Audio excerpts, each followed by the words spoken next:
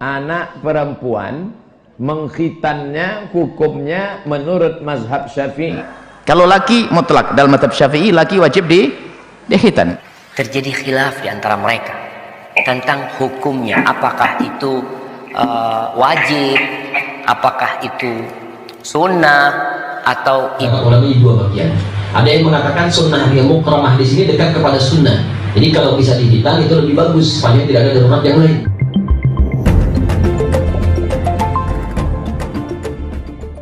Baru lahir wajib nggak disunat.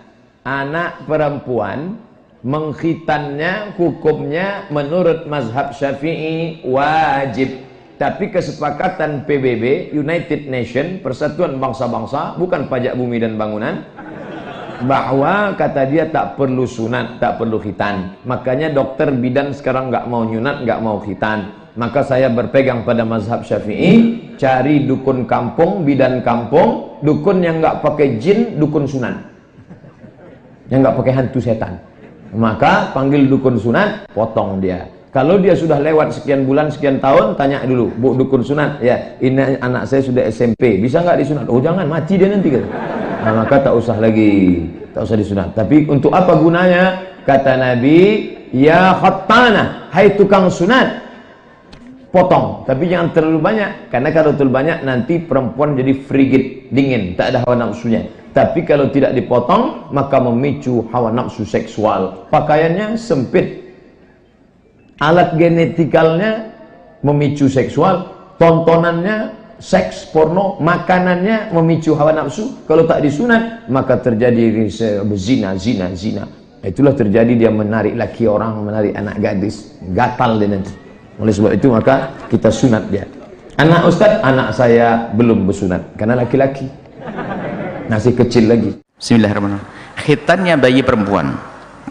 Di dalam mazhab kita Imam Asy-Syafi'i radhiyallahu ta'ala anhu, dan ini juga seiring dengan mazhabnya Imam Ahmad ibn Hanbal dan Imam Abu Hanifah, kecuali mazhab Malik.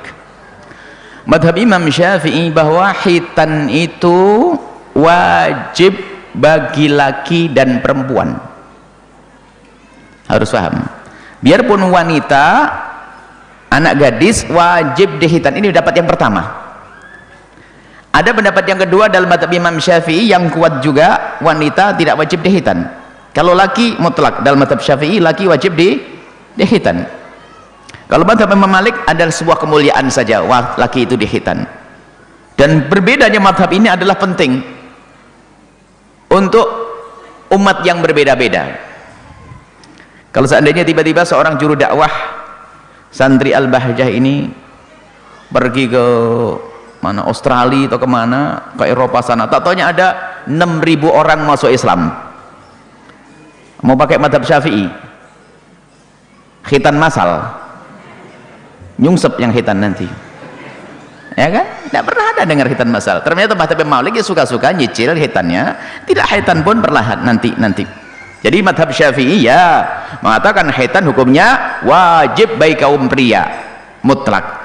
Dan bagi wanita ada dua pendapat. Pendapat yang pertama, kaum wanita adalah wajib dihitan, anak gadis wajib dihitan, dan untuk pendapat yang kedua tidak. Nah, seandainya ada di antara bapak ibu ini tidak menghitan anak gadisnya, tidak sampai masuk bab dosa menurut pendapat yang kedua. Akan tapi pendapat yang pertama dihitan, asalkan dihitan ini tidak sampai istiqsal. Jadi hitan itu sangat kecil, sangat sedikit, hanya digores saja. Bukan sampai istiqsal, bukan diambil satu organnya yang membahayakan sehingga menjadikan seorang wanita nanti cacat dalam urusan itu. Jadi ada tukang istiqsal itu nggak boleh mengambil satu bagian itu yang membahayakan tentang urusan syahwatnya seorang perempuan sehingga bisa hilang. Jadi yang adalah khitan itu adalah menggores. Nanti bagian tukang khitan sudah mengerti. Dan hendaknya ini harus dibudayakan. Makanya kita beberapa waktu yang lalu diskusi tentang bidan-bidan ini, tak suruh belajar ilmu khitan dan buka khitan perempuan nanti setelah itu. Khitan anak gadis, jadi sedikit sekali hanya digores begitu saja, menjalankan sunnah baginda Nabi Muhammad SAW, perintah dari Nabi SAW, dan lakukan, dan tidak susah. Dan alhamdulillah kita dapat berita bahwasanya ada anak-anak kita yang ada di fakultas kedokteran, ternyata ada khitan bagi perempuan, pendidikan khitan untuk perempuan. Dan jangan dengar orang barat yang mengatakan khitan adalah penistaan kepada perempuan dan sebagainya. Makanya mereka tidak senang khitan, dan itu hanya untuk mengumbar syahwat dan hawa nafsunya. Khitan tidak apa-apa, seorang wanita dikhitan menurut pendapat yang pertama hukumnya wajib. Kalau ternyata ibu punya anak-anak tidak dikhitan, sudah serahkan kepada Allah dan tidak dosa. Cuman sebaiknya selagi masih mungkin, ya, anak kecil tentunya, itu adalah dikhitan, dan khitan itu adalah hanya menggores begitu saja, digores begitu saja, wilayah tertentu, tukangnya lebih tahu. Wallahu a'lam bissawab. Ini berkaitan dengan khitan. Anak itu dianjurkan untuk dikhitan. Semua ulama sepakat kalau anak lelaki itu disyariatkan untuk dikhitan.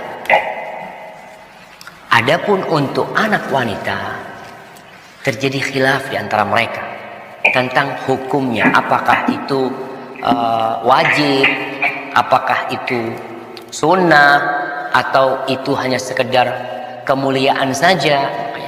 Di sini Al-Imam Ibnu Qudamah rahimahullahu taala mengatakan innal khitana wajibun 'alar rijal.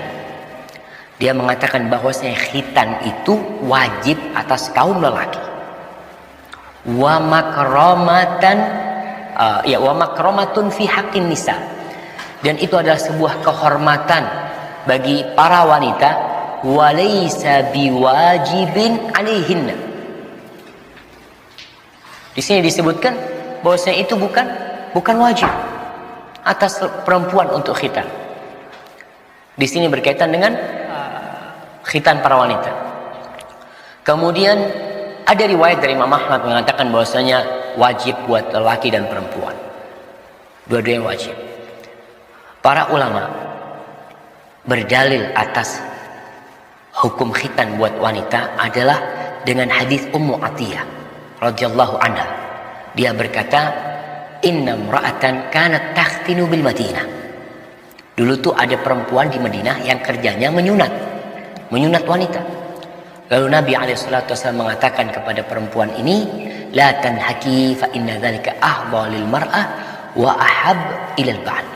Kata dia, kau jangan habisin tuh ketika menghitan perempuan itu, karena itu akan lebih menguntungkan buat wanita dan lebih disukai oleh suaminya. Jadi ini berkaitan dengan khitan perempuan. Tadi itu ada khilaf di antara para ulama, tapi sebagian mengatakan itu hanya kemuliaan, dan ana lebih condong dengan pendapat yang mengatakan itu kemuliaan buat wanita, tidak wajib buat mereka. Kalau mereka mau khitan tafadhal, tapi kalau lelaki maka wajib bagi mereka untuk khitan. Ini pendapat yang rajih. Baik, di sini disebutkan bahwasanya Nabi SAW beliau mengaqiqain Hasan dan Husain dan menyunat keduanya pada hari ke-7. Apakah Hasan dan Husain ini kembar? Ibu-ibu, nih diaqiqain pada hari ke-7 dan disunat pada hari ke-7.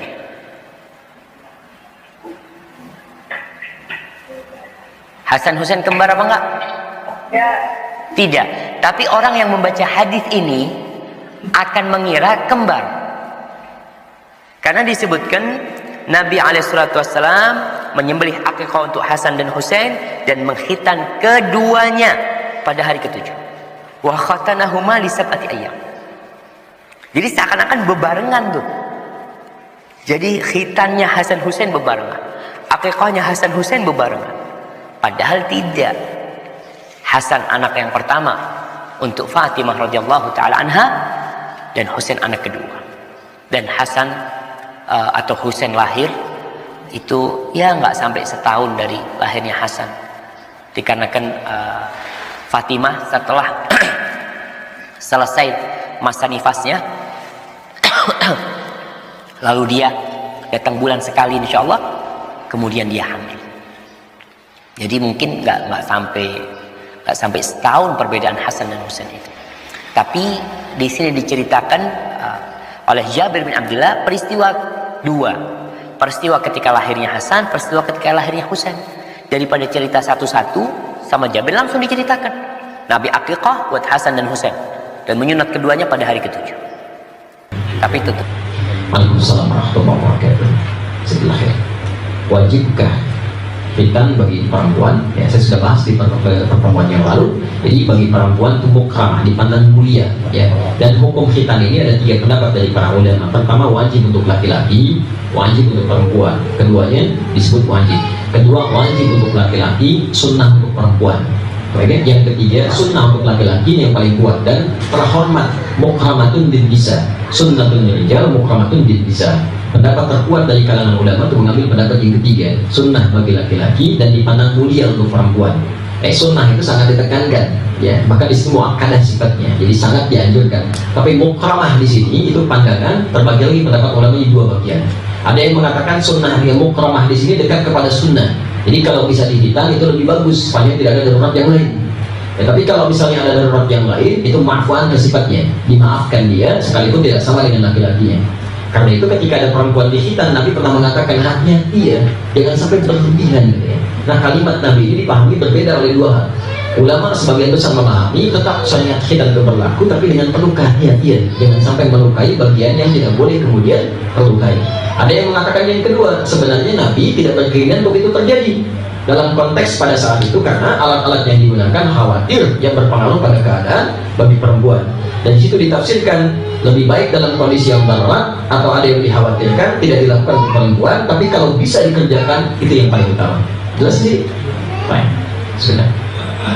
Bagaimana dengan anak perempuan yang belum dikhitan karena di rumah sakit sudah dilarang khitan untuk anak perempuan? Baik, antum bisa cari gitu kan? Ya, kan syarat khitan itu juga cari ada penghitan perempuan dan sebagainya. Tidak harus ada di rumah sakit, dia coba cek dulu. Kalau sudah ada yang mengerjakan khusus, memang khusus di bidang itu dia tahu, silakan. Tapi kalau tidak ada sama sekali, tadi bahasa Nabi yang mukramatun bin nisa, ada kemuliaan sepanjang tidak dilakukan, tetap itu ma'fu anha, termaafkan sepanjang antum menunaikan 3 hal tadi.